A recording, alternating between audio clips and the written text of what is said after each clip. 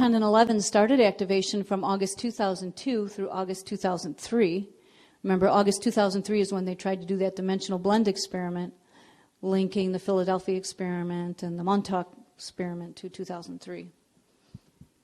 And so it never reached full activation. What does the level refer to? Just a new level of activation, a new level of frequency coming in. Just the 8th activation? Yeah, the 8th level of it. There's 12 stages of activation. Oh, okay. Mm-hmm. Following the failure of the Bridge Zone project, and if those of you who don't know what that is, we'll talk about that later, and the fall of the Amenti Gates, all activations of the Four Faces of Man LPIN were shut down by the Guardian Alliance to prevent the LPIN from being taken over by the United Intruder Resistance. If 12-20-12 goes well, the Four Faces of Man LPIN and the Great White Line and 1/3 of the Golden Eagle will be activated in 2013 to 2014 and linked into the Shield of Solomon network. Yay. Now, my question was, why only 1/3? But, you know, I had inundated the speakers with questions, so I figured I would just let us just see what happens. I'm not sure. I'm just not sure. You would think they would progressively clear more and more as the next 57 You'd hope so. Yeah. Uh-huh. It'd be up to us and how far. Absolutely. Absolutely. It's always up to us. They can only assist us because we're the ones that are the ground team, so to speak. So this is an update. In January 2nd, 2005, the Dragon Wars engaged on planet. May 2005, the staff of Tara was reversed. That was during the Morocco workshop in 2005. And that was also where we had something called Demon Fest. I think you can probably figure out what that means. The fallen angelics had a council up step, just like we have a council, they have a council, to the Equerry dragons, the Eubes, and the Thetans. So the Christ councils have their up step as well, you know, one step forward, one step back, one step forward, one step back. We're taking a few steps forward here. The Christ councils up step to the hot tour hubs. So by upstepping to the hot tour hubs, that gives us the potential, or the beginning of potential, to be able to go back to the core, back to the hub domains where we came out from. We go into evac standby. Starfire engages, which is, again, pulling back into source. And the Polarian host, our hub cluster interface gates initiate. So I don't know if they're in full activation before you ask. Okay. So in 2005, the planetary stargates are closed due to potential invasion. The Veka Rache El hub activation is offered with the Kasha key. The Kasha key is what allows us to go back to the hub, to the hot tour hubs. The Christ upstep is the unspoken ones on board with the hot tour. And also in 2008, during that workshop was called the loadout, engaging the loadout. We prevented the UIR invasion of the planet with obviously the help of the Guardians, huge help, bringing global martial law set for October 2008 with the 12 tribes of Aquafarian classes. So that's something that they had planned for us too, that we've averted through working with these technologies, through being the Christ in all ways. Okay. Do you like that eye? My daughter did that one. Okay, so fallen angelic, Illuminati, one world order agendas. If we do not think the potential dangers of the fallen angelic, Illuminati, one world order agenda are real, perhaps this point will be driven home if we explore a bit more about how the agendas of the falcon, the dove, the serpent, the phoenix, and the dragon have unfolded since 1951. It is the progressive advancement and final amalgamation of these fallen angelic agendas that brought us to the trigger event of September 11, 2001, the World Trade Center Pentagon terrorist attack, and the grim reality of progressive international war that this trigger event was intended to set in motion. So we're going to take a look at this a little closer. On the Amenti map, the Phoenix wormhole is the bottom wormhole. That's what that red arrow is pointing to. Okay? In 1951, the Alpha Omega Necromaton Andrami Anunnaki accepted deals of collaboration offered by the Jehovah and Anunnaki Dove Collective. So now they're dealing because you know what? The Guardians are getting strong, so now they got to pool their resources. So together, the White Eagle and the Dove would attempt to open the second ancient Atlantean wormhole, the Phoenix wormhole, in order to claim dominion over the Zeta Regalian Draconian Falcon wormhole and Phi Export Interface Network. So they're trying to take each other's territories. What's happening? Presently, due to the 1951 Alpha Omega Necromaton and Jehovah and Anunnaki alliances, the eagle flies with the dove. How many of you have heard that song? The Jehovian Dove and Necromaton Andromi White Eagle progressively launched sonic scalar pulse transmissions through the 1950s in hopes of opening the ancient Phoenix wormhole to defeat the rising Zeta Regalian Draconian Falcon. Okay, it's kind of like sibling rivalry, isn't it? A little bit. Since September 12, 2000, these combined forces have made further deals with the Falcon, Phoenix, Serpent, and the Dragon. So now they're all getting together to form the collective anti-Christic force of the United Intruder Resistance One World Order Dominion campaign.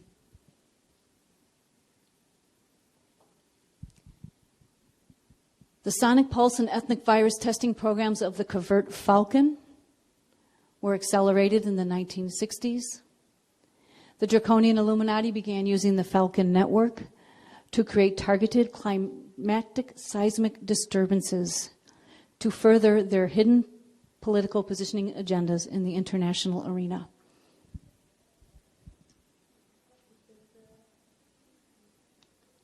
I'm sorry, did you have a question?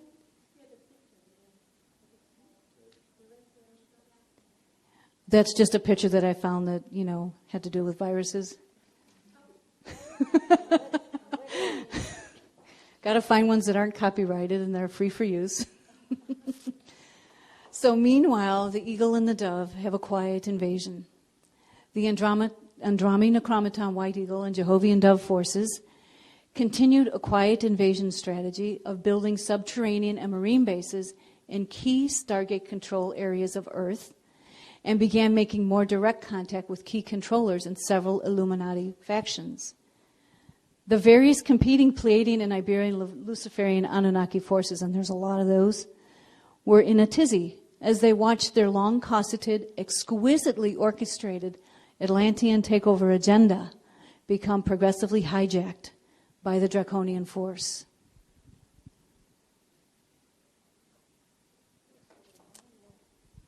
So, the Pyramid of Giza is the Anunnaki's prized possession, so to speak. In 1972, the Zeta Draconian Falcon Force attempted to use their Phi-X network, because now they have control of that, to gain control over the Great Pyramid of Giza, Egypt. The Luciferian Anunnaki intervened to help the other Anunnaki in 1972 in a partially successful attempt at preventing the Zeta Draconian Falcon Phi-X network from overtaking the Anunnaki holdings at Giza.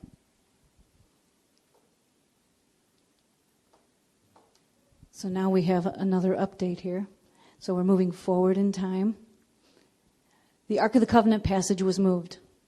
The Ark of the Covenant passage was moved from Giza, Egypt on October 2009 to Skellig Michael in Ireland, because we no longer had control of Giza, Egypt, right? January 2001, a portion was moved. Sorry, that's supposed to be 2011. That was my typo. Was moved to Siesta Key Beach, Florida, USA. Wasn't 2000, it was 10, January 2010. It was right afterwards. Yes, you're right. You're right. It was January 2010. Thank you.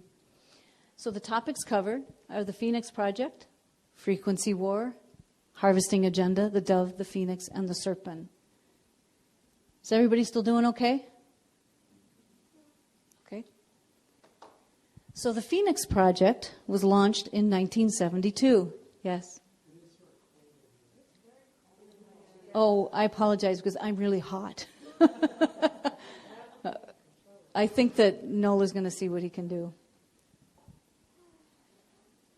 Okay, we'll see what we can do. So the Phoenix Project was launched in February 1972. And you're going to see this twice, so I'm going to read it once and then I'm going to show it to you.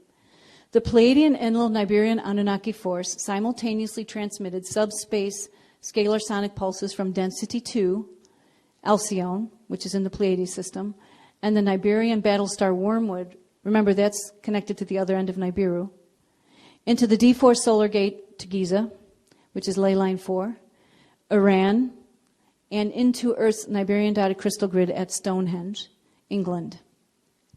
The specialized A11L4 pulses emerged at their intersection point in the Atlas Mountains of West Algeria, then traveled west beneath the Atlantic Ocean to their intended destination, which was the second of the two capped Atlantean wormholes. So now they're trying to get the wormholes again and expand the wormholes. So this is basically what happened here from density 2 and Alcyone, and from Niberian Battlestar Wormwood comes into here. I've put numbers on the map so you can see. So number 1, it goes into the Giza, Egypt, and then it comes up here to Stonehenge, England, down here to West Algeria, West Africa. Then it travels beneath the Atlantic Ocean over here to the wormhole. Okay.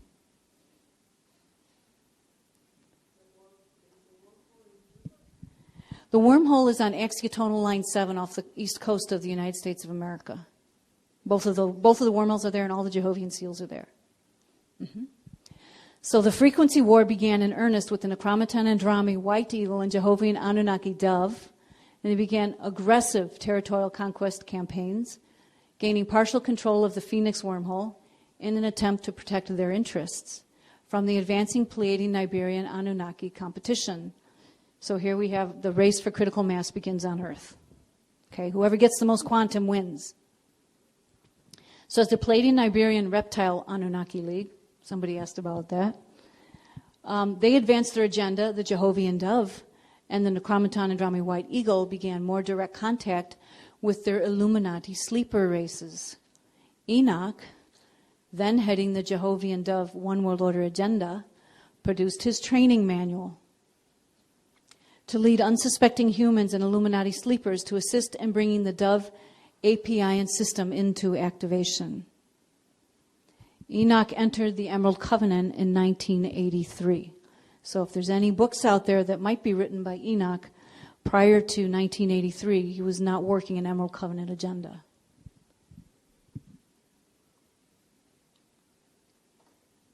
Okay, so now we're going to take a look at the fallen angelic Apin systems. This one is referred to as the Dove, and it was created by the Jehovian Anunnaki, which are bipedal dolphin people. And it runs on D7, 9, and 11 reverse current, and it uses trumpet technology, which is what we're going to learn about later this afternoon. We're not going to be dwelling on these too long. So, here's a recap of what we mean by frequency war. Whoever wins by critical mass gets the Earth. The planetary Templar, the people, the mineral kingdom, the plant kingdom, the animal kingdom, and the grids. So how are they going to do this? They're going to reduce unwanted populations. Well, what are their unwanted populations in their mind? Angelic humans, indigos, and competing forces. They're going to also use ethnic viruses and targeted disasters through spike site technology, get Illuminati in key positions, and control frequency by stopping human DNA activation. So why do they want to stop human DNA activation? Because they cannot reach as high as we can. They're squelching our potential because, boy, when we reach our potential, they're in big trouble. Right? Okay. Somebody had a question? You know when all the birds and fish were dying across the planet? When all the birds and fish were dying across the planet? Like they thought they were impacted. It was like the hot machine was out testing to see if they could DNA genetically specifically hit different areas. Okay, so he was saying when the birds and the fish were dying, they were testing the HARP machine? Yeah, just an assumption that maybe. Oh, well, I don't want to talk about assumptions, though. I can't do that. But I appreciate the information. Thank you. All right, so White Eagle, Necromaton, Andromi League, and the Harvesting Agenda. the invitation to human and Illuminati into their Templar Alpha Omega order, Melchizedek priesthood, through Melchizedek ordinations, not Melchizedek cloister ordinations, Melchizedek ordinations. We offer Melchizedek cloister ordinations. Big difference.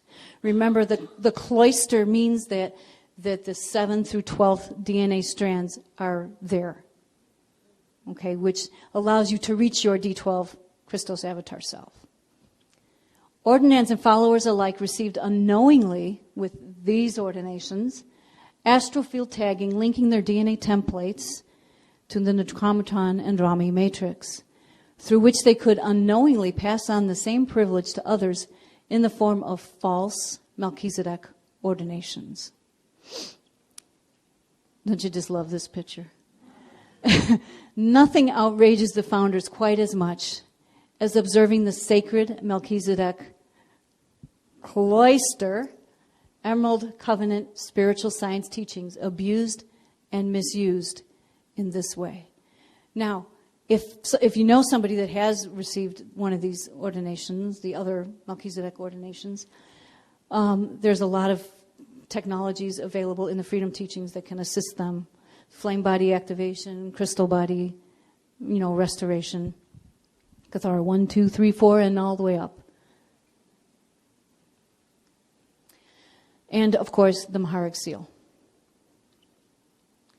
So this is a representation of the Phoenix Apin system. And it's a large Apin system running east and west along the L4, L10 Giza Iran line. Remember, the Golden Eagle also ran along those ley line systems.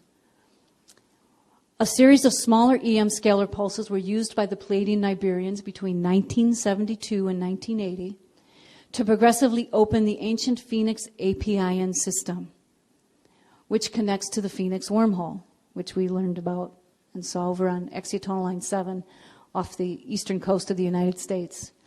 The body of the Phoenix extends across the Atlantic and North American continent. Its wings spread eastward to meet its tail in the Pacific Ocean. The heart of the Phoenix is Stargate 4, Giza, Egypt, and the eye is Stargate 10, Abadan, Iran. Now, there's actually in the center of the Procyon matrix a place called Abadan. And later on when we get into decoding revelations, remind me of that, and I'll tell you something about that.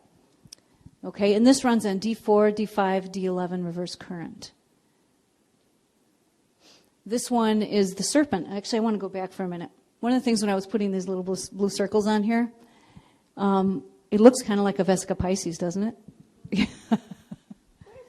Although it's just a representation. Well, the Phoenix is what's outlined in red. Right? Can you see that? See this one here? All these red lines is what the Phoenix is. Okay, it's that way because it's doing the horizontals, right? Right.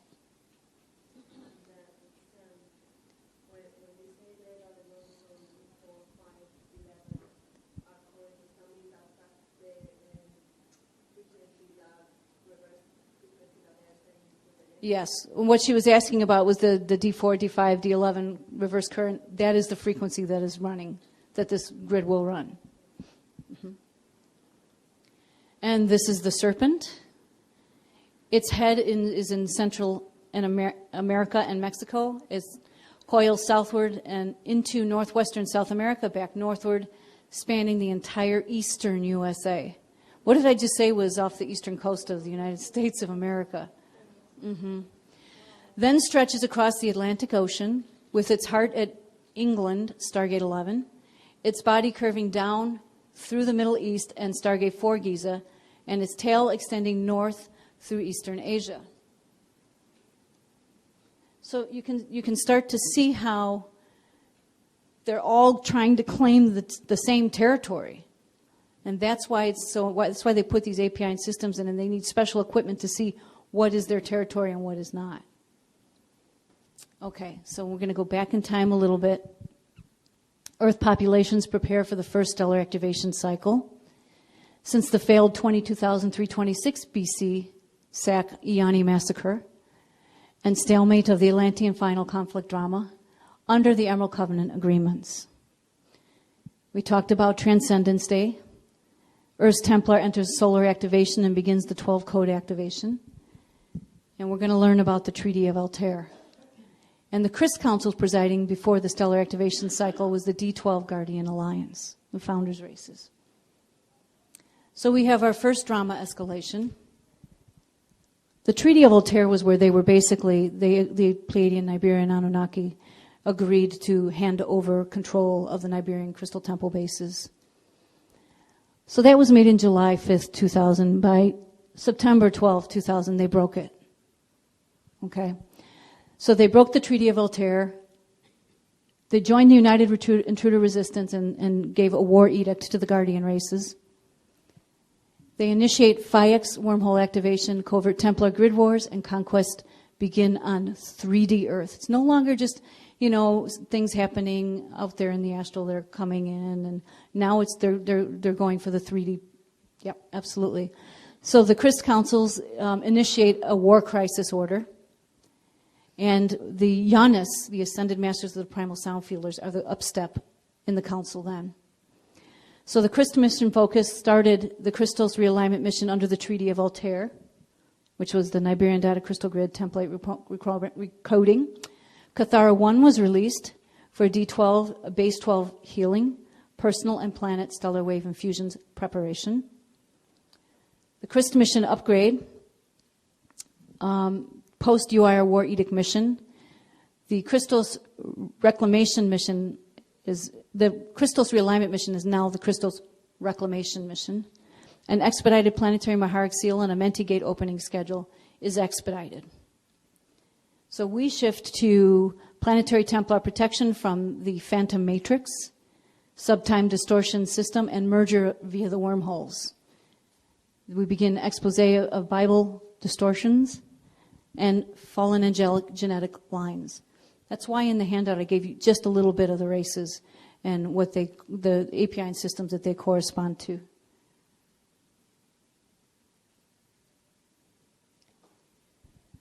All right. So we're going to look at friendly deals and unholy alliances. The World Trade Center Pentagon disaster. I really took my time with this one, so you're going to see a series of graphs so that you can see how the pulse actually moved through and how that was orchestrated. We'll go over some more drama escalation, the zones of conquest, the rise of the one world order, and the stellar activation cycle. So, back in time, in the early 1980s, the Pleiadian, Niberian, Anunnaki legions joined with various factions of the regained strongholds within several key positions of the Illuminati World Management Team. The Zeta Regalian races joined the Illuminati World Management Team. And the Necromaton Andromi races, draconian sympathetic factions of the White Eagle, Necromaton Andromes, and the Omicron Draconian and Odedicron Reptilian legions of Orion, formed what is called the Andromi Regalian Coalition and began using their access to the White Eagle, remember that was the Golden Eagle, the Guardian's Golden Eagle, Apin system to further the Falcon agenda.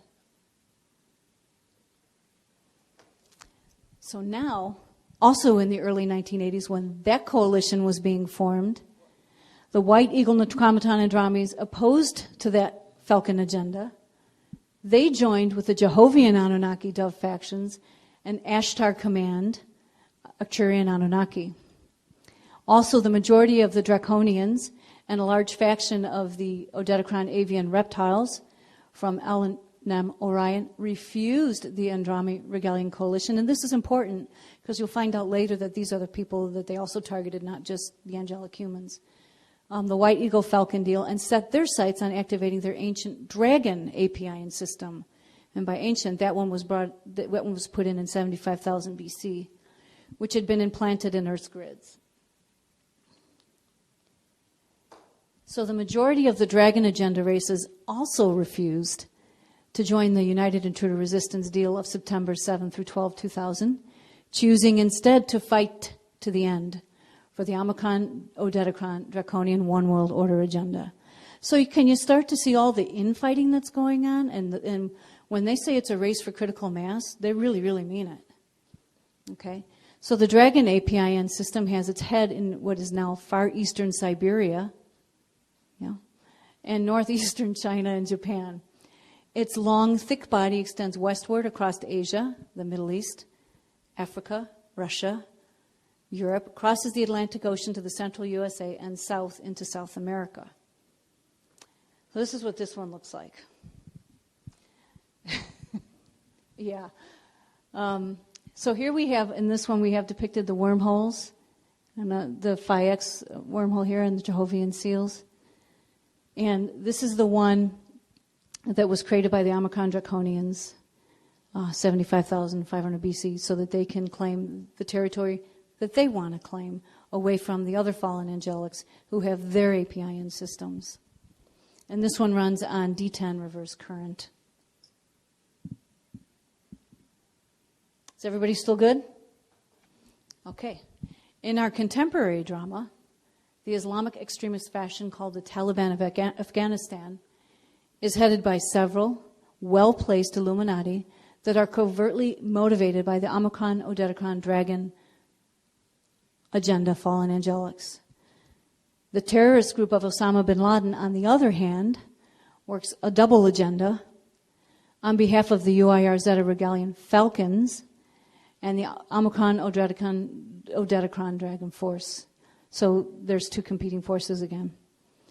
In the World Trade Center Pentagon drama of September 11, 2001, the Bin Laden group, motivated by the Zeta Regalian Falcon Force, was covertly motivated by the UIR to assist them in creating the trigger event that is intended to set the wheels of the World War III drama in motion. I usually say WW3, but okay. So here's drama escalation 2. We have the 9/11/2001, where the United Intruder Resistance launched a 911 cover event for the Phoenix Falcon wormhole merger activation. So that's what they were really doing. Okay. The Atlantean Conspiracy, One World Order, final conflict drama of the fallen angelics begins. We have a Christ Council upstep to the Eka Iani. Okay.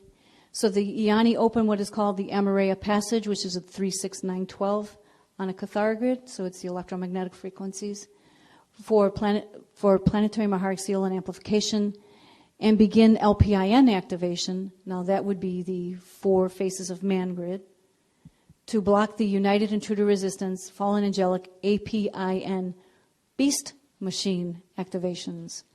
So a lot of people always ask me, why do you put a capital B, a capital S, and a capital T? Is that a typo? No, it's not. And you'll learn later, but it stands for, the Beast Machine actually stands for blank slate technology. And I always just kind of refer to that as a mind wipe, basically. Rainbow Roundtable stands began for manual Templar activation.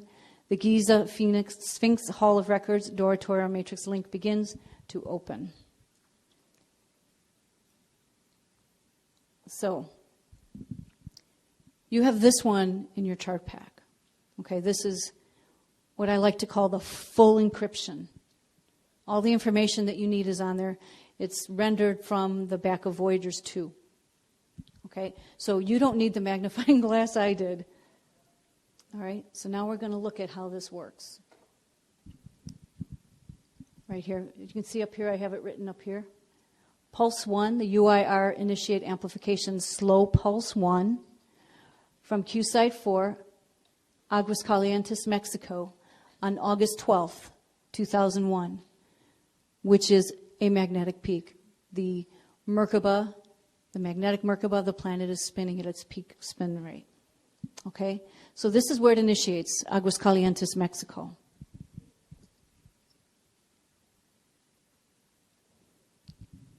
Pulse 1 travels northwest on IH4, which is inner Earth horizontal line, to parallel Stargate 3 in Chihuahua, Mexico. And then it moves north to the L4 Giza line. Okay? So we've got it coming from Aguascalientes, Mexico, moving up to parallel Stargate 3, and moving up to the L4 Giza line.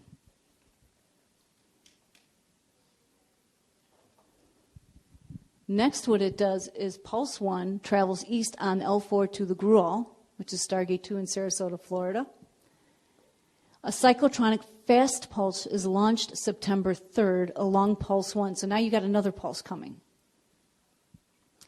In the UIR attempt to sabotage the Gruol that was taking place, the Rainbow Roundtable that was taking place at the Gruol, Pulse 1 splits into ley line 2 Gruol line, because the Gruol is on ley line 2, and passes through the Gruol on September 3rd. Pulse 1 then remerges on line 4 and travels east to the Phoenix wormhole.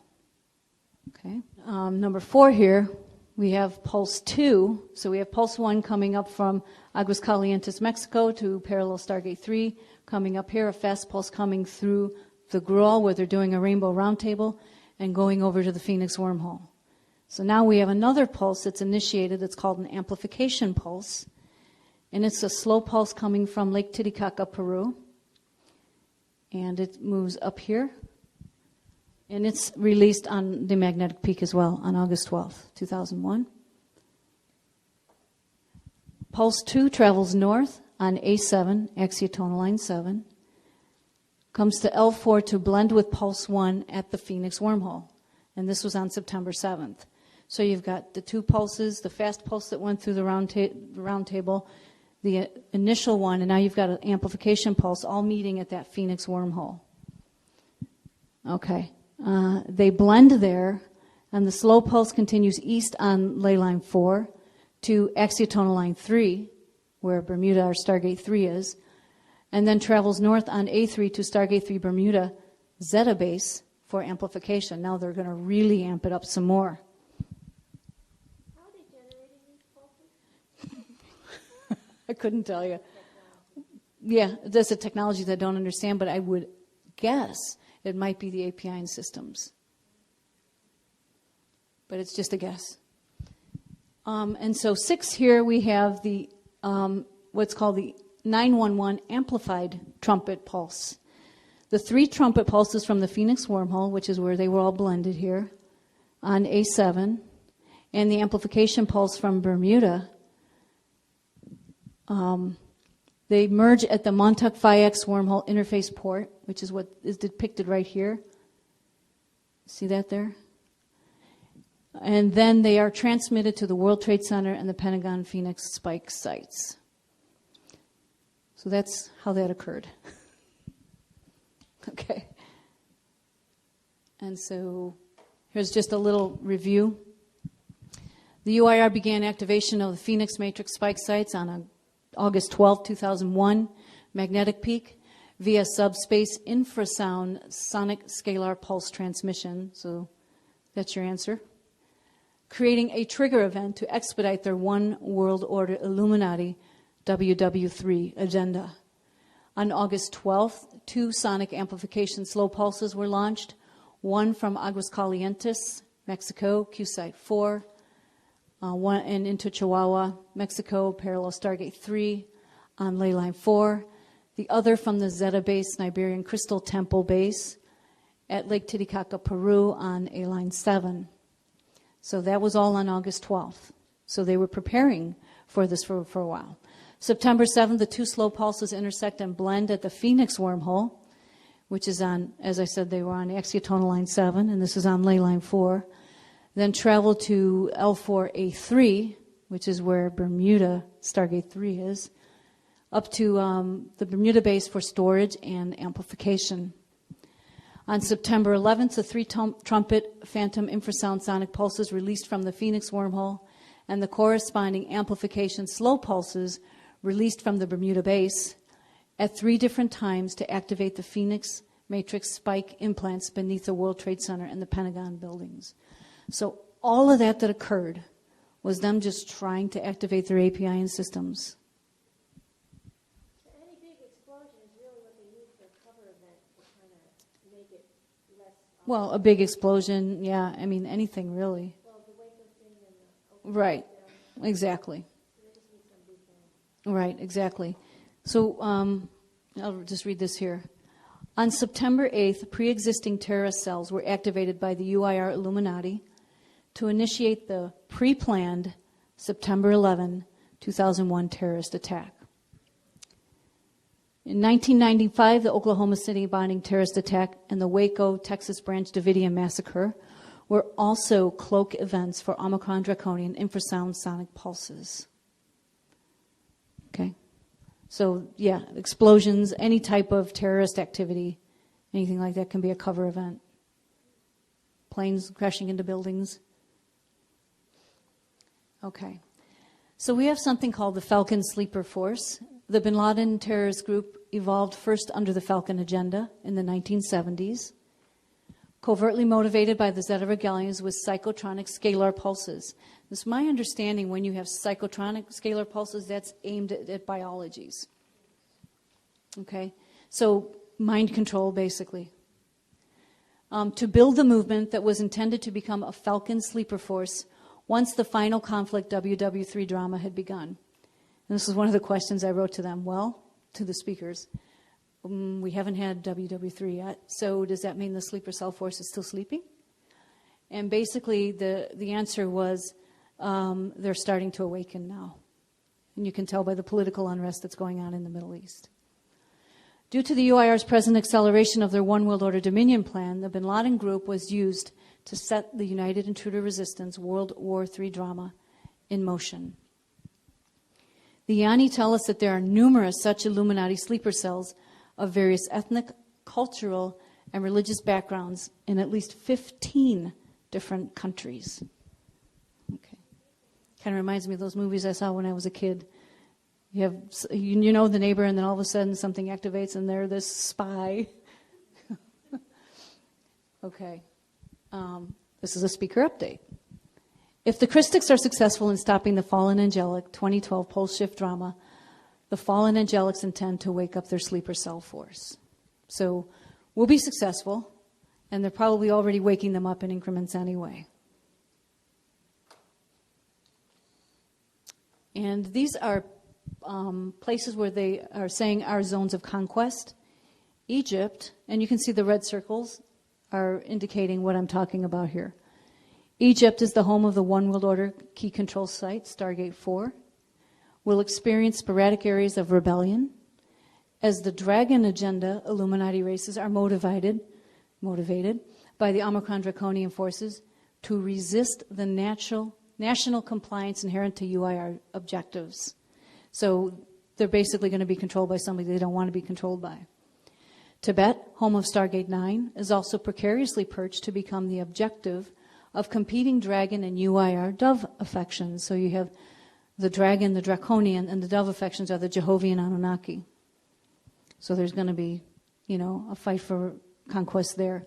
Jerusalem, Israel, has long been a battleground for control of primary planetary vortex 2 because it's a direct link to Stargate 2, the Gruel, where we are now, the Holy Grail point of Sarasota, Flora, which is the control gate for Earth's planetary shields.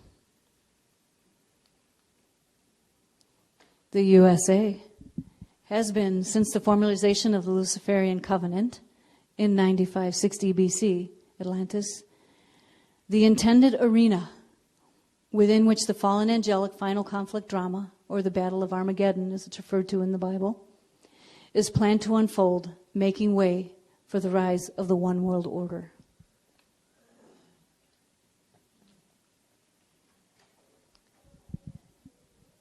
So if the UIR was successful in their One World Order plan, parallel Earth Stargate 1 and corresponding parallel Earth 1 grid line would be used to rip Earth's planetary shields apart, culminating in splitting of the North American continent at the Mississippi River line. The UIR hopes to make Denver, Colorado, the new control center and U.S. capital. And where I found that information was in the little corner there in Voyagers 2, one of those little squares I was reading with a magnifying glass. The Emerald Covenant races have repeatedly returned to Earth incarnation in attempts to prevent this fallen angelic devised end time scenario from occurring. So I'm just pointing out to you where I actually found it. It's right here. Okay. This is the Mississippi River line. And this is where they intend to split the North American continent in two. Yes, physical split. However, we have an update. During the 12 Tribes 6 class, which was July 2007, 1/3 of the Dragon APIN system was healed. Okay, so I'm going to say this is not official information. I'm just sharing some of my ideas here. The Guardians were given 1/3 control of the Dragon APIN system. So for me, that tells me that, okay, so we have some control of it, so it might not be so bad. They may actually be able to prevent what I was just telling you about their one world order agenda from occurring. There may not be any problems with the New Madrid Fault, which runs up the Mississippi. Okay? So now we're going to get into the Montauk Project, War in the Heavens, Sonic Pulse, and Unnatural Disasters. We're going to learn about, as I said, the Montauk Project, the Bridge Zone Project, and what that was, what its objectives were, amnesty and redemption contracts, the Palladian-Syrian agreements of 1992, the Falcon and Hurricane Andrew, crisis initiatives, Star Wars, and the wake-up call.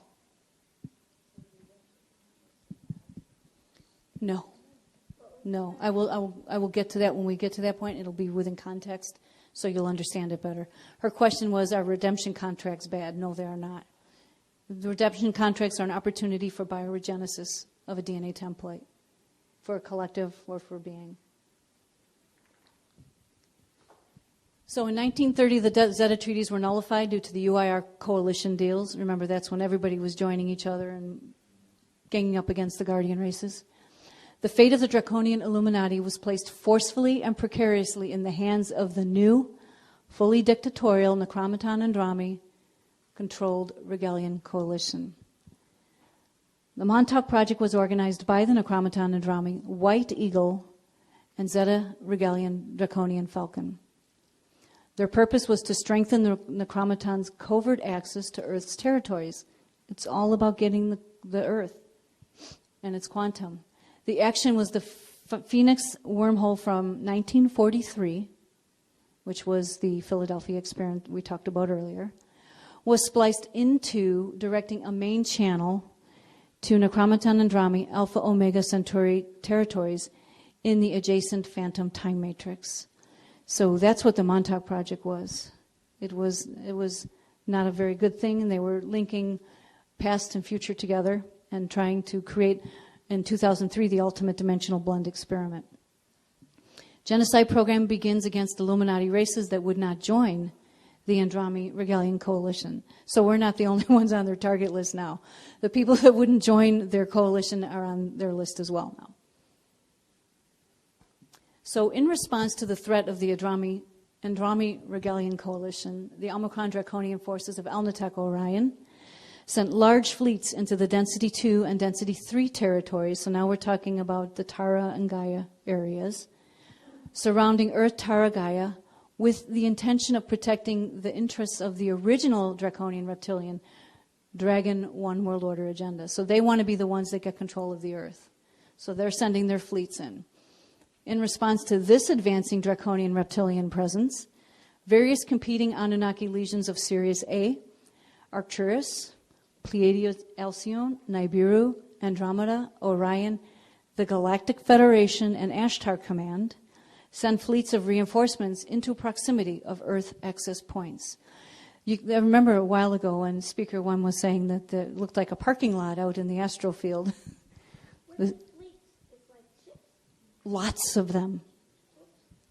A fleet is a lot. Yeah. Okay. So the war above, meaning Tara Gaia, became the covert war of frequency below, meaning here, as each group intensified its use of subspace sonic scalar pulse technologies, which we do not have available here, to secure their holdings of various APIN sites, creating natural disasters like earthquakes, hurricanes, all for critical mass of the Earth grids. What's subspace mean? Actually, I asked that question too, and I have not received an answer. But to me, it means deep space, far away. But I don't know what it really means.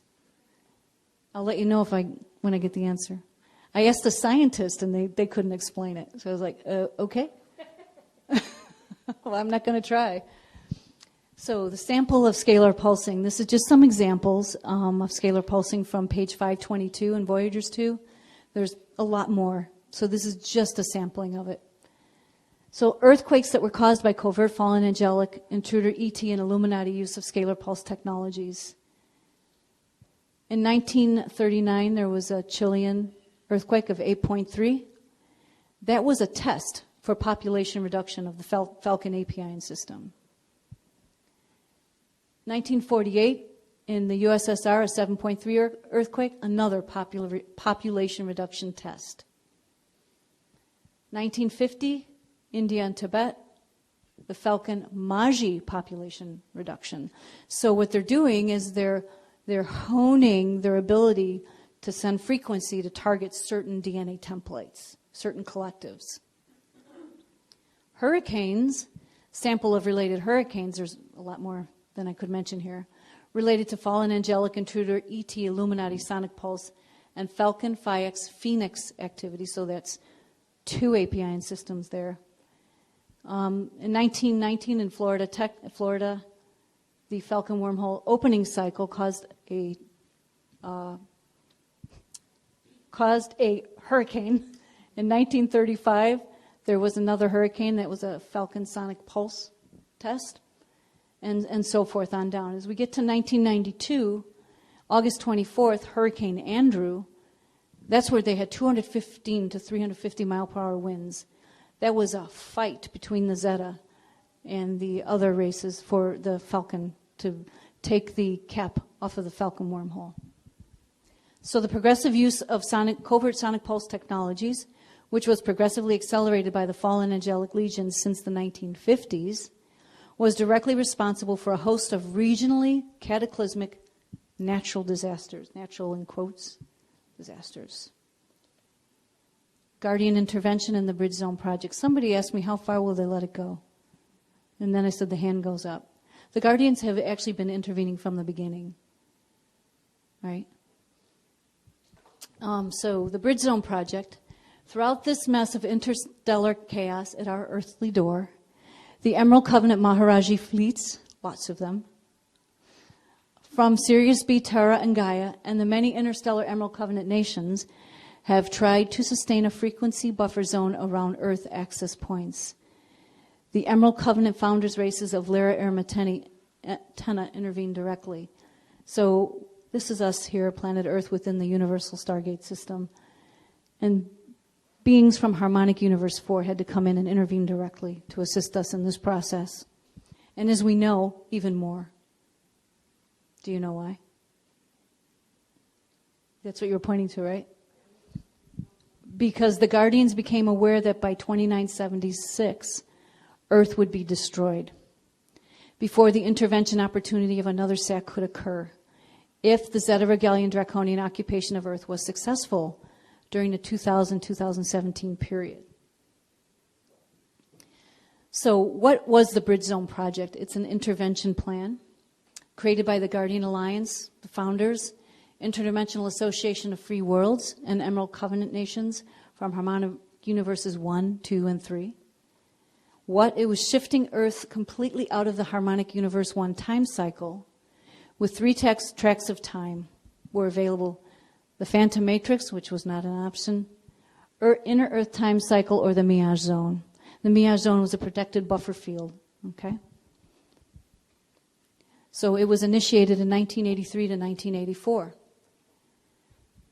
So the initiatives of the Bridge Zone was to prevent pole shift, seal the wormholes, and activate the Guardian APIN and LPIN systems, to rapidly rebalance Earth's electromagnetic Merkaba fields to prevent pending pole shift. And how would they do this? They would also, if they could get control of the fallen angelic APIN systems, they could actually run them with not reverse frequency, with D12 frequency. So using the net Nibarian dotted crystal grid network during the SAC to permanently seal the Montauk Phi X Falcon wormhole and the Phoenix wormhole while activating the Faces of Man LPIN and the Great White Lion, Golden Eagle, and Blue Oxen APIN. So this was the initiatives of the Bridge Zone project.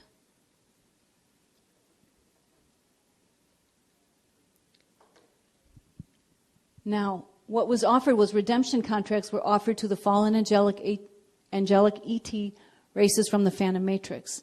They were given an opportunity to get away from the control and to have bioregenesis of their DNA template so they can get back their ascension codes. Many non-Regalian Zeta races accepted these amnesty and redemption contracts, fearful of the building superstellar powers' final conflict drama. Smaller factions of some Anunnaki collectives, such as the Jehovian Enoch collective of Sirius A, Arcturus, and Orion, gave up their previous One World Order Jehovian Anunnaki Dominion agenda in 1983 for Emerald Covenant redemption contracts. Okay, so now they are losing control. They realize that they're not going to be able to win, and now they're coming to the Guardian races for amnesty and redemption contracts. And we're seeing these guys are off planet, right? Some of them. Well, they're attached to some folks in the governments who are on planet. Yes. And so we would have seen changes in their politics? Yes, you would see changes in the politics, and I still hold to the fact that some are off planet and some are on planet. Some are under the planet, some are over the planet. Some are around the planet, some are in the planet. Okay? Just want to make sure. Okay. So, the Bridge Zone project fails. The focus then becomes Templar restoration and crystal body restoration, which is what Cathara 2.3 is all about. You learn about your crystal body and you learn how to begin restoring your crystal body back to its divine blueprint. The Crystals realignment mission is changed to the Crystals reclamation mission. And as I said earlier, Cathara level 2.3 is offered in 2004 for crystal body restoration. We have a drama escalation of the Blue Fire Sword and initiation and parallel Earth Falls. The Halls of Amenti Fall Phantom and Parallel Earth Falls Wezida Black Hole. That happened during the 100-year electric peak of what's called Hitharo in Paxos, Greece. Drama Escalation 6, August 2003, which is the Hethalon, which is the magnetic peak. It was the 100-year magnetic peak. They tried to do the dimensional blend experiment that I was talking to you about, where they were trying to link 2003, 1983, and 1943 so they could expand the wormhole. And then the Wezidrex activated the Beast Spear of Destiny, which is the upside-down Archangel Michael Blue Fire Sword. And they engaged the United Intruder War and activation. So on the Christ side, we have an upset to the Eka Akasha Adondrea and the Adore Akashi Adonai. And we go into a Templar reset for restoration to avert the dimensional blend experiment. New halls of Amenti are birthed, and the new Ark of the Covenant gates are birthed. So we're going to learn now about the Palladian-Syrian agreements and how well those went. So the Palladian-Syrian agreements of 1992. Remember, the Treaty of Altair was actually after that. That was July 5th, 2000. So just so you have your timelines right there.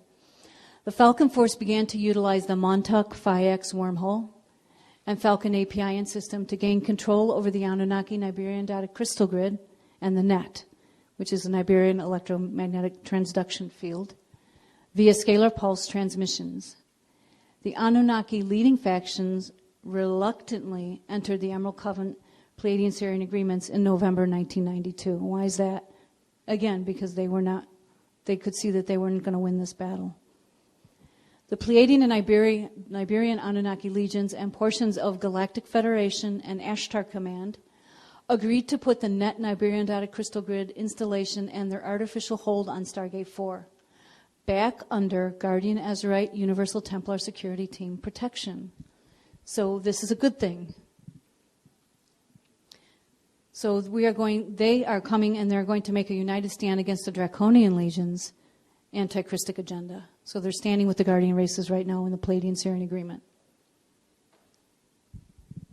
The Pleiadian Iberian Anunnaki of the Phoenix and the Serpent Apin Systems promised to honor the Emerald Covenant if the founders would assist them in using the net and the Iberian dotted crystal grid to close by force the Necromaton-controlled Montauk Phi X Falcon wormhole.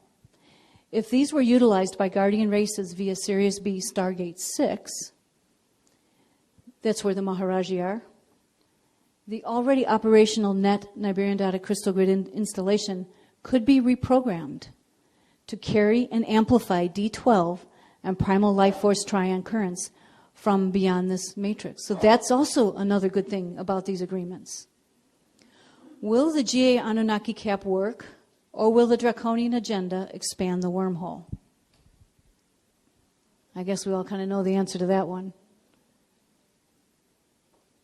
Emerald Covenant races had been trying unsuccessfully to cap the Montauk Phi X Falcon wormhole since World War II. And this is the one that's on the top now. On August 12, 1992, they'd almost succeeded when the Zeta Regalians, with the assistance of the Necromaton Andromi Montauk boys, launched a vicious sonic pulse transmission from their Stargate 3 Bermuda base. Remember, that's where they used the amplification pulse for the 911 event. Into the Falcon wormhole, further expanding the Falcon and preventing application of the frequency cap. So when they expanded it so far that the frequency cap couldn't be put on. We okay, Noel? Okay.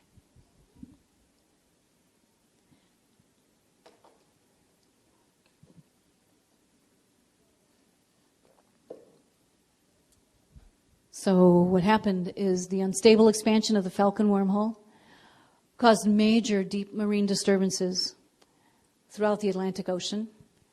On August 24, 1992, the Falcon wormhole amplified the intensity of Hurricane Andrew, creating wind speeds in the range of 250 to 300 miles per hour. Hurricane Andrew changed direction suddenly, isn't that interesting? Heading for the Dade County, Florida area. Zeta Regalians and Necromaton Andromi forces used Hurricane Andrew to secure yet another human Imaji population reduction event. The fallen angelic Necromaton Andromi commandos were ordered to give warning only when evacuation time was spent. They knew about it, and they did not tell the people in time for them to get out. Now, what I would say is when I first heard about this, was in October 2001, at the One World Order Rising workshop. A.Channel Speaker 1 was talking about an article in Nexus magazine, so of course I looked it up. And it's called Deadly Sciences, the Hurricane Cover-Up. I think I downloaded it for $1.50 off of Nexus website, and it's very interesting reading, and that's all I will say about that. Nexus, Nexxus. The name of the article is Deadly Sciences, the Hurricane Cover-Up. And it's an account of a person that was actually involved in that event and survived. Lovely. Yes. Yes. I would suggest that you read the article to get what, if you shall choose, you know. I don't want to talk about it any longer. Pardon? I don't know when it was published. I apologize. So the temporary cap on the Montauk Phi X Phoenix wormhole. So the temporary cap on the Montauk Phi X wormhole occurred in 1994 to 1998.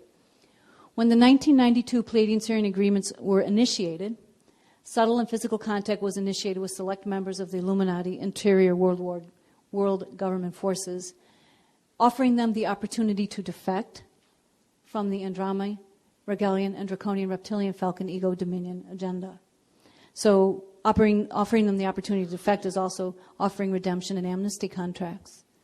Through a temporary photosonic interface system created by the Emerald Covenant Maharaji Blue Human Races of Density 2 Sirius B, portions of the net Niberian data crystal grid were able to receive and transmit specific scalar pulses through Earth's Templar that served to jam the frequencies used to sustain the Montauk Phi X wormhole. This is a very, very good thing.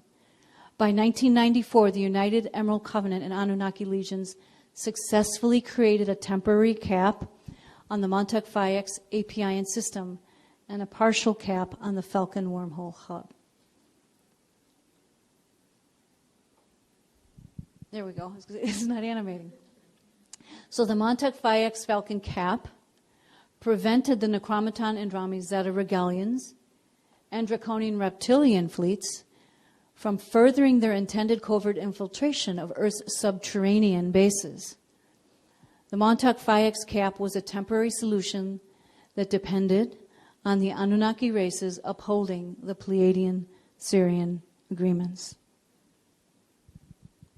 Okay, we've got about 20 minutes till lunch. Is everybody okay? All right. In these agreements, the Anunnaki legions had made some promises.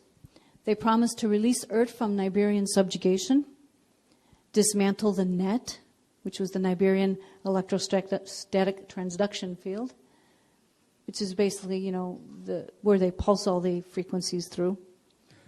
Return the Niberian dotted crystal grid and solar Stargate 4, which they had hijacked by force during the 25,500 BC Lucifer Rebellion, back over to the Emerald Covenant Founders Protection by 2000. Why by 2000? Because that's when the stellar activation cycle was going to commence. And we bought that? We bought that on higher levels.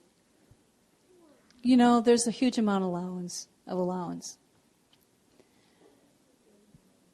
We bought that with knowing of the history, though, which is what I would say.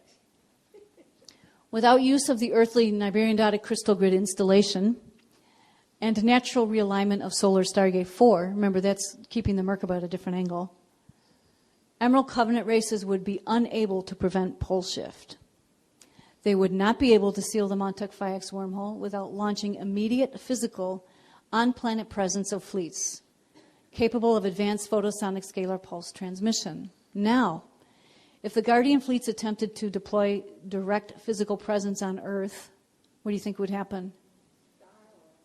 Yes, exactly. They would set in motion Star Wars. Exactly. So an easy, peaceful victory on Earth over the pending fallen angelic Illuminati One World Order final conflict drama depended upon the Anunnaki races honoring their promises of the Emerald Covenant support and cooperation with the Guardian nations. Tammy gave me that little smiley down there. So we had for a while some renewed solidarity. The 1994 capping of the Phi X wormhole gave the Anunnaki races the opportunity to once again advance their influence among the Illuminati races of the world management team. If they had been honoring their 1992 agreements, this influence would have progressed in representation of the Emerald Covenant. The Anunnaki and Emerald Covenant races continued to initiate a slow but steady wake-up call among their respective civilian sleepers. So the Guardian races would mean they'd be waking up the Indigos, right? But it would be a slow, steady wake-up call. So in 1997, the Guardian races began the wake-up call to their Emerald Covenant speakers 1, 2, and 3, and Indigo children, in preparation for the scheduled release of the Emerald Covenant teachings pertaining to Masters Templar mechanics, planetary Templar mechanics. Plans were made to begin official disclosure of visitor race presence. So they were going to let people know that there were visitors on planet, that we were not here alone.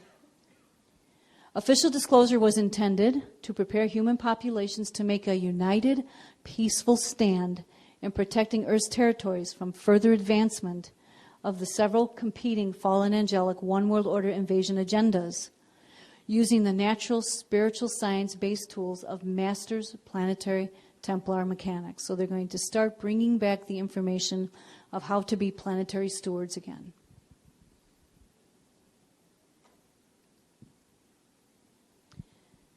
So if the 2000-2017 SAC commenced, the Guardian races had some specific intentions.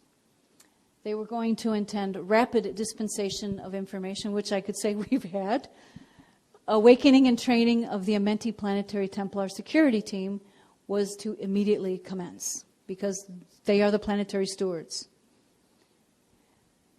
The Amenti Security Team was intended to be trained to assist the Guardian nations in using the NDC grid, which is the Niberian Diotic Crystal Grid, installation to permanently sever the link between Earth and the Montauk, Phaex, Falcon, and Phoenix wormhole, preventing further fallen angelic infiltration. It's all good.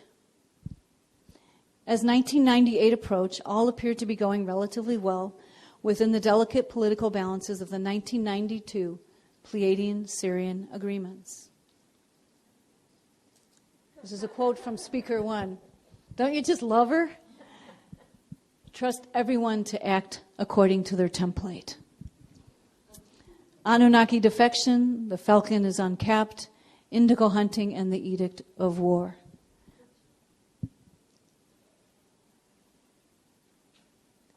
So we're going to cover what exactly was the defection from the Pleiadian-Syrian agreements. How does that affect us? The rapid emergency wake-up call. The UIR War Edict, drama escalations 3 and 4, dimensional blend experiment, and the One World Order master plan. Now, we can start this and move through it, and then you can take a break in 10 minutes, or you can take an early lunch. I think this is a really good spot to take an early lunch. So it's 10 to 12. If we could be back in an hour and we could start, that would be great. Okay, thank you. Thank you. It's a pleasure. I get so passionate about this information. It was a pleasure to do. Some things to think about during your lunch period and talk about and discuss. One of the things that I would like to mention that I didn't mention this morning is at the back of your handout, there are feedback forms. If you would take the time to fill those out, it helps us in the process of creating more modules to see what you liked, what you didn't like, and B, it also helps in determining whether or not this will become a product, okay, by the feedback that we receive from people. So if you would take the time to fill those out, you can get them back to me, today or sometime during the workshop. My name is Pammy. I'm easy to find. Most people know who I am, so you can just ask somebody. Or if you see another Cathara team member, if you know who they are, you can give them to them as well, and they'll get it to me, okay? I'd really appreciate that. And so we're going to begin with a technique from Cathara 1 called the Maharic Quick Seal, and this is just a quick activation of the frequencies of the Maharic Seal. And then we'll begin with the presentation some more. All right, bless you. So close your eyes.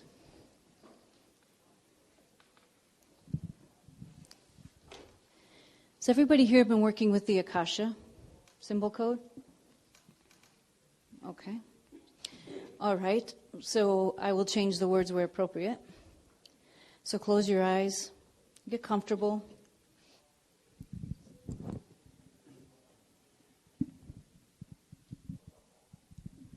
Breathe the frequencies. Cut your breathing in half if you can. Slow the body rhythms.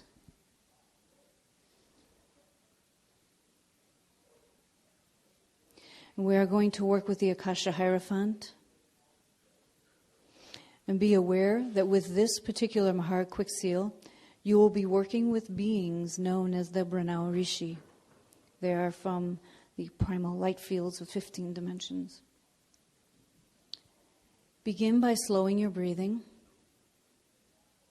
as you imagine or visualize the Akasha Hierophant at the pineal gland in the center of your brain. Visualize the Hierophant surrounded by a pale blue sphere of light.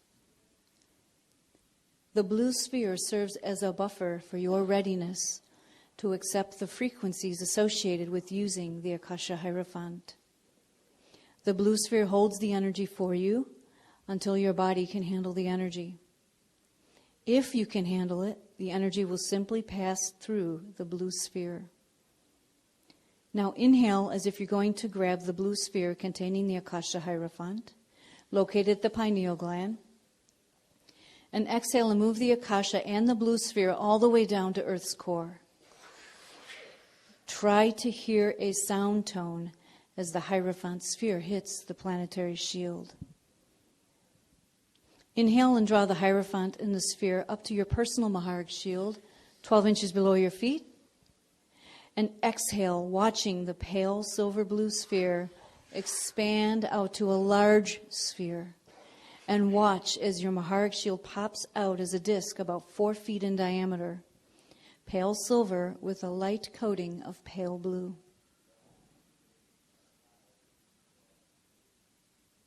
Now, bring your attention to the center of your Maharaj shield, 12 inches below your feet.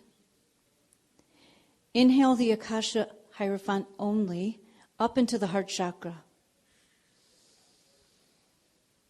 Exhale, expanding the frequencies into the heart chakra. Inhale and grab the Akasha, and exhale, pushing it up into the 14th chakra, 36 inches above the head. Imagine the Akasha is spinning in a clockwise direction in the 14th chakra. As you do this, try to feel and sense the energy around you, just a few inches out from your body.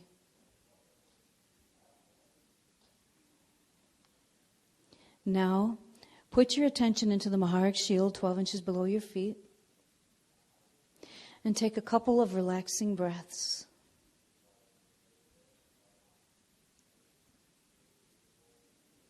Now inhale deeply, pulling the pale silver and blue energy up as if you are pulling on your Maharaj seal to latch it to your 14th chakra.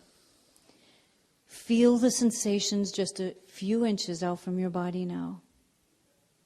This procedure gives you a quick seal.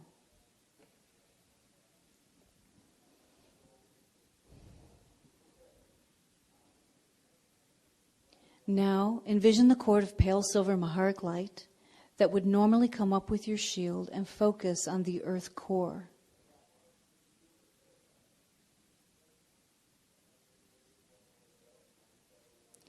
Begin drawing energy all the way up the 4-inch diameter cord and into the body.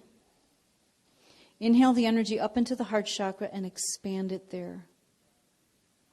Begin to form a pale silver ball of Maharaj frequency. We'll do that one again because on the inhale is when you're expanding, not on the exhale. Okay?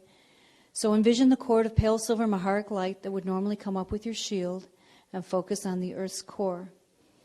Begin drawing energy all the way up the 4-inch diameter cord into the body, inhaling the energy up to the heart chakra and expand it there. We're still inhaling. And form a pale silver ball of Maharaj frequency. On the exhale, send your energy down to earth core to bring up another load of Maharaj frequency up from the Maharaj shield, the planetary shield. Expand it into the heart center and repeat this several times. Notice that the cord grows larger as you do this, expanding from approximately 4 inches to 6 inches to 8 inches in diameter, until finally it feels like a skin around as well as within your body, as you load your astral field with Maharaj frequency.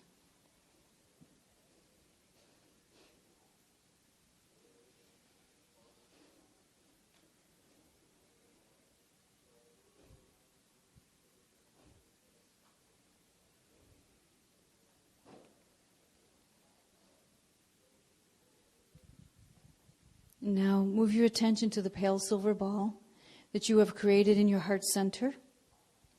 Inhale and move it up to the 14th chakra, 36 inches above your head. And as you do this, feel for the sheath of Maharic frequency encasing your etheric body close to your skin. This Maharic Christos skin charges and saturates your etheric body. Feel the peacefulness and all-knowing nature of this frequency.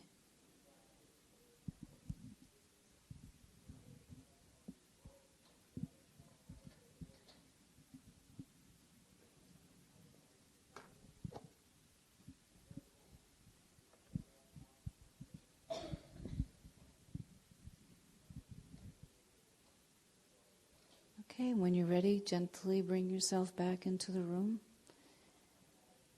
How's that feel? Yeah, it kind of helps to unify the shield a little bit, doesn't it? Calms things down after having conversation and talking and eating and all the digestive processes. Okay, so we will continue.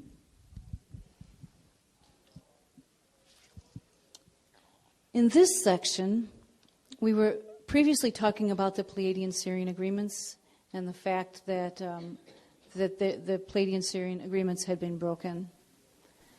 So what happens when there's a deflection from the Pleiadian-Sirian agreements is there was a lowering of the net, which is the Niberian electrostatic transduction field. Indigo hunting began. Twisted Merkaba mechanics were disseminated through false ascension teachings. Rapid emergency wake-up call, UIR war edict, drama escalations 3 and 4, dimensional blend experiment, and the One World Order master plan. Now, what I would say is because a lot of the information this morning was came kind of fast, right, without an awful lot of detail, I've put a couple of slides in as reminders. Okay, so you're going to see repeat slides, but they're just there to remind you and to remind me of where we're at within the presentation, okay? So, once the arc sparked in 1998, it was known that a stellar activation cycle would indeed commence. As soon as that happened, various Anunnaki collectives immediately defected from the Pleiadian-Sirian agreements, seizing the opportunity to continue activation of the Phoenix and Serpent Apin Systems for Earth conquest. See, they didn't think the stellar activation cycle was going to begin. So they're like, yeah, we'll do these Pleiadian-Sirian agreements. Yeah, no problem. We'll take the amnesty and redemption contracts. But it did begin, and so they defected from the Pleiadian-Sirian agreements, reverting to their Templar Dominion conquest. So that one of their plans was to lower the net. They rapidly began to set the stage for lowering the net into the D3 frequency bands via interface with earthly electrical grid technologies to create the 2004 Frequency Fence Mass Mind Control Network. Now, I don't know for sure, but I think that might be what they're talking about is the HARP, because that's the one on Earth, on our Earth, right? And the indigo hunting began. The Alpha Omega Nephilim Anu Melchizedeks began an aggressive, sweetly rendered indigo child hunting campaign within the New Age movement, hoping to locate as many indigo people, especially type 3, because they were a hybrid human and Anunnaki hybrid, for astral tagging and DNA bonding biofield possession. So the Anunnaki races believed that they would be able to use the net to awaken and manipulate enough of their civilian Illuminati races, their sleeper races, and unsuspecting human races within the channeling movement. So they started teaching twisted Merkaba mechanics, where they were teaching the top electrical spiral is actually a counterclockwise ratio of 21 revolutions per trillionth of a nanosecond, and that the bottom one was 34 clockwise. Well, we know from those of us that are involved in these teachings that is not the ratio that we were taught to create a perpetual living eternal system. It would really be, this would be our top electrical spiral, and this density would be 33 1/3 clockwise revolutions per trillionth of a nanosecond, and our bottom one is 11 2/3 magnetic. So that's counterclockwise. So they were going to be using channelers to teach unsuspecting Illuminati sleepers and human populations how to orchestrate false planetary healing operations, utilizing distorted biotronic scalar pulse and Merkaba mechanic technologies that would be amplified through the Niberian diotic crystal grid. So if you can get all these people that are sleeping on planet to start running the frequency the way that you need them run, you're going to be able to get more of your frequency into the grids. Okay? And they wanted to reclaim from competing forces Earth's 12 primary Stargate territories and corresponding ley line systems as each Stargate naturally opened during the 2000-2017 SAC.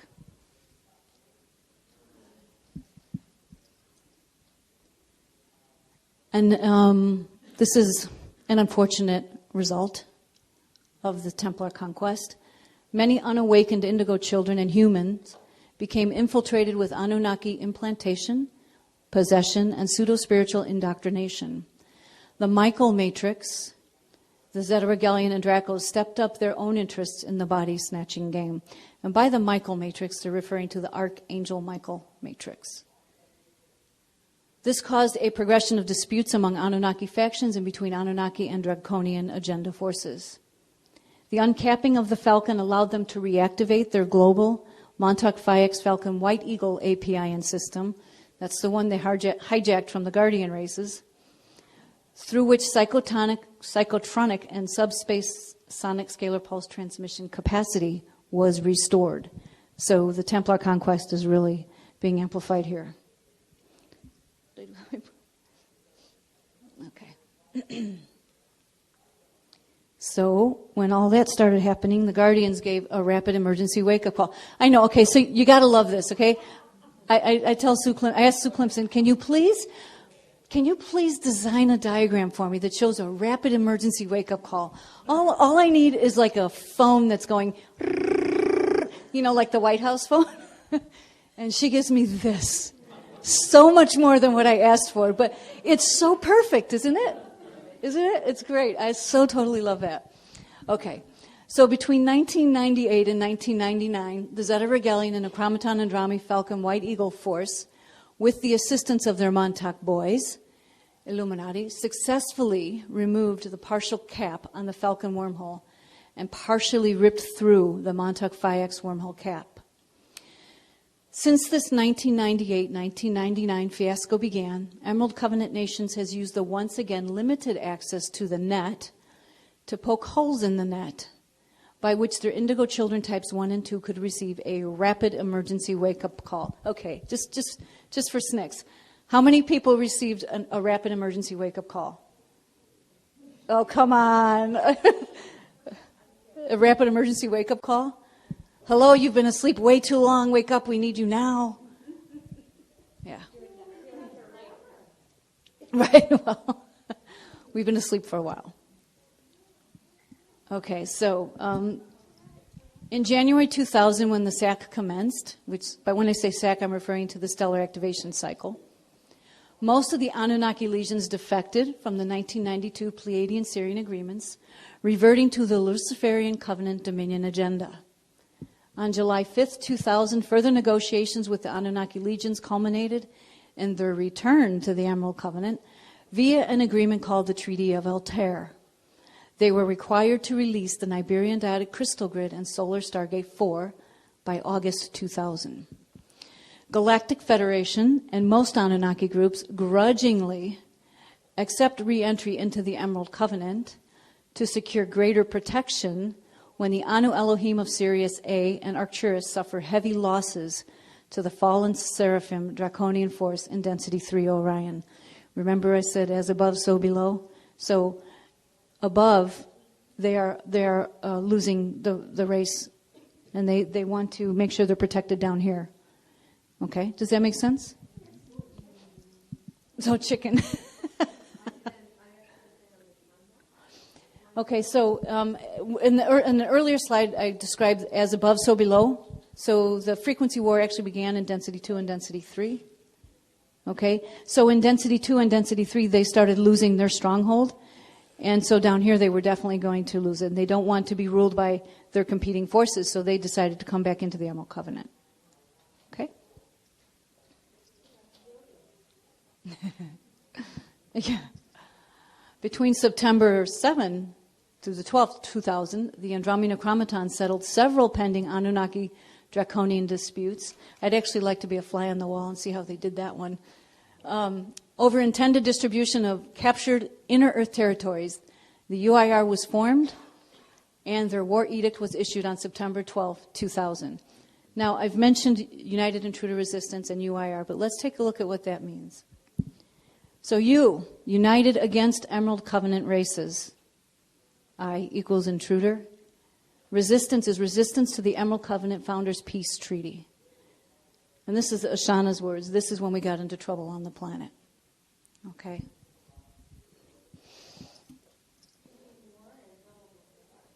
Well, yeah, but we're really in trouble now because they've all united. Yeah. And they're all united against the Founders races. Yeah. We're still standing, and we are still stronger, absolutely. So what happened due to that was an imminent crisis order was issued. Due to the September 12, 2000 fallen angelic intruder ET United Resistance Illuminati Edict of War and United Resistance intention of orchestrating Earth's Templar takeover and pole shift by 2008, which we know didn't happen, Guardian Nations issued an imminent crisis order in October 2000, setting in motion the Emerald Covenant Masters Planetary Stewardship Initiative as per the Crisis Intervention Program. How many people actually have this book, the Emerald Covenant Masters Planetary Stewardship Initiative? That is an amazing, amazing book. I recommend it if you do not. Some of the information actually is from there too, as well.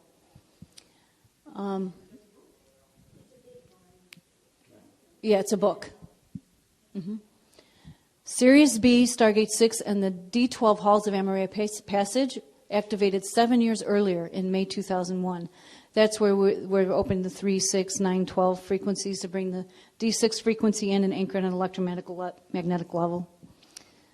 Advanced planetary Templar rainbow roundtables were conducted in an effort to achieve planetary D12 Maharic seal protection of Earth's Templar and populations before August 12, 2003. I believe we stopped running rainbow roundtables in March of 2003 when the beast was actually activated. Okay, so we don't do rainbow roundtables anymore, but they were done for a couple of years. Beg your pardon? Why do they not do rainbow roundtables anymore? Because the rainbow roundtables were actually being infiltrated. People had things in their fields and the wrong frequencies were getting into the grids. And the rainbow roundtables are designed to bring in the Christic frequency, the primal light and sound frequencies, and anchor the proper frequencies into the grids, and that was not happening any longer. Because of the fallen angelic stuff that was going on, and the things that we all carry in our DNA from being here from eons of time.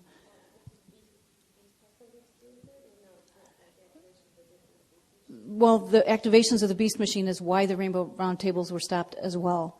But there's more than one reason. Okay, so this is one of the slides I was telling you about that is just a reminder. We went through Drama Escalation 1 where we had Transcendence Day, where we had the Treaty of Altair, and then we had the War Edict issued against the Guardian races. We went from the Christos Realignment Mission to the Christos Reclamation Mission, and we started doing the expose of biblical distortions. Okay. So since September 12, 2000, remember that's the War Edict, Emerald Covenant nations and awakening indigo children and humans who have not yet succumbed to fallen angelic astral tagging, etc., have been working with progressively more advanced Masters Planetary Templar mechanics to secure Earth's Templar under a critical mass 12-code pulse before the 2003 deadline. Drama Escalation 3 and 4. Okay. The Weezadex engaged to support the United Intruder Resistance. Okay. Weezadex are from a matrix called the Weaselay matrix. And they prepare for the Archangel Mike Blue Fire Sword and the Beast activation in 2003. To force Earth Phantom Matrix Black Hole Fall in the UIR 2003 Dimensional Blend Experiment. Now, we've already talked about how that was unsuccessful because we had a workshop in Andorra where the Mahadra Adhrana was anchored and some gate codes were anchored there as well. So the CRIST mission upgrade here is the ARC project, and this was the opening of Earth's Ark of the Covenant interface gate network in preparation for pending BEAST activation and phantom fall of Earth's parallel stargates and Halls of Amenti gate system, and to amplify efforts to prevent the BEAST 2003 activation. It was activated. It was not prevented. The CRIST work focus was an expose of Metatron fall and BEAST technology begins. One of the things that I'd like to say about the Metatron fall is there's many people who think that there's evil and there's bad and there's good and all that, and that Metatron is bad. Everybody came from the same source. We all just made different choices. And the Metatron fall actually occurred. There was a collective called the Giovanni Collective, and Metatron Collective actually came in to help rescue parts of the Giovanni Collective that had fallen, and it sent too much of itself into the matrix, and it also fell. So while these are diabolical things that they're doing, and it really is a perversion of divine science, they are looking for a way to survive. Okay, does that make sense? So it's information, really, but I think it's important to understand that. So the work focus shifted to flame body activation. Okay, get rid of the shadow, not get rid of the shadow body, that's what they teach in New Age movement. What we teach is you heal and you integrate your shadow body because it's part of your quantum. Okay? So the focus shifted to flame body activation to prevent beast DNA override. So when the beast was activated, we had things in our DNA template that were going to, we were going to go the way of those frequencies. So this is what the flame body activation techniques are all about.